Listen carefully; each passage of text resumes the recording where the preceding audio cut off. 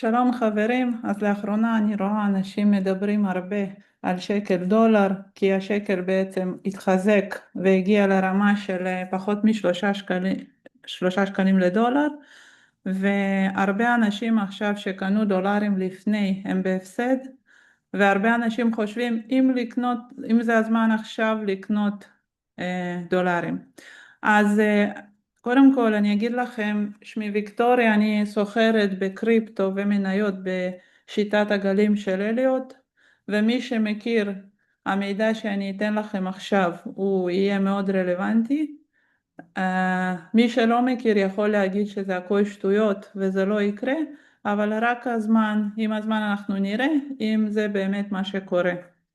עכשיו, מה שאני רואה בגרף לפי שיטת הגלים של אליוט זה שהייתה לנו מגמת ירידה משנת 2002 עד שנת 2008, אז אני לוקחת את הטווח הזה, בינתיים מסמנת ככה, אחר כך משנת 2008 עד 23 היה לנו תיקון של הירידה הזאת, של התחזקות השקל הזאת, שזה בעצם בתיאוריית הגלים של אליוט נקרא ABC correction, אוקיי? והתיקון הזה הסתיים אחרי מה שקרה באוקטובר 23, בנובמבר כבר התחילה ירידה חדשה של דולר והתחזקות של שקל.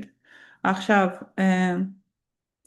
התיקון השטוח הזה ראינו אותו גם פה, רק יותר קטן, ואנחנו לוקחים את הטווח, שמים אותו לפה, וככה בעצם מבינים לאן אמור השקל להגיע.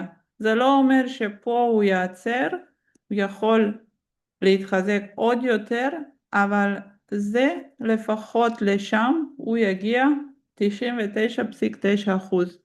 עכשיו הוא יכול להגיע לשם בשני דרכים.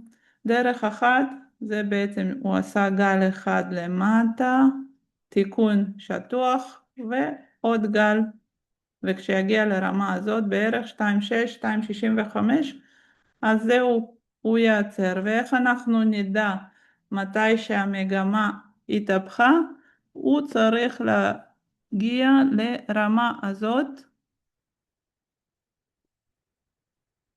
ואם הוא עולה לרמה של יותר מ3.5 בערך, אנחנו יודעים שהמגמה התהפכה. עכשיו עוד דרך שהוא יכול להתחזק זה ב5 גלים, ואם גל שני היה שטוח כמו פה, זה אומר שגל רביעי אמור להיות כזה חזק כלפי מעלה, ורק אז הוא יגיע לרמה של 2.65 בערך. ופה יש לנו קו מגמה, ברגע שהוא יישבר כלפי מעלה, אנחנו יודעים שהמגמה התהפכה, וכנראה שבעצם פה אותו דבר, רק כשהוא שובר רמה של 3.5 שקל על דולר אחד, אנחנו יודעים שהמגמה התהפכה.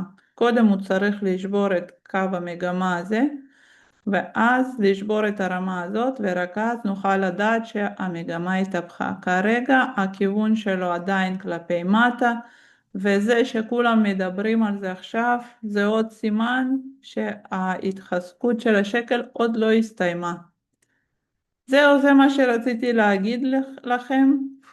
תגידו לי בתגובות מה אתם חושבים, ואם הייתם רוצים ללמוד יותר על תיאוריית הגלים של אליוט, ומי שכבר מכיר, אני אשמח אם תשתפו איתי מה אתם חושבים. תודה רבה ונתראה בסרטון הבא.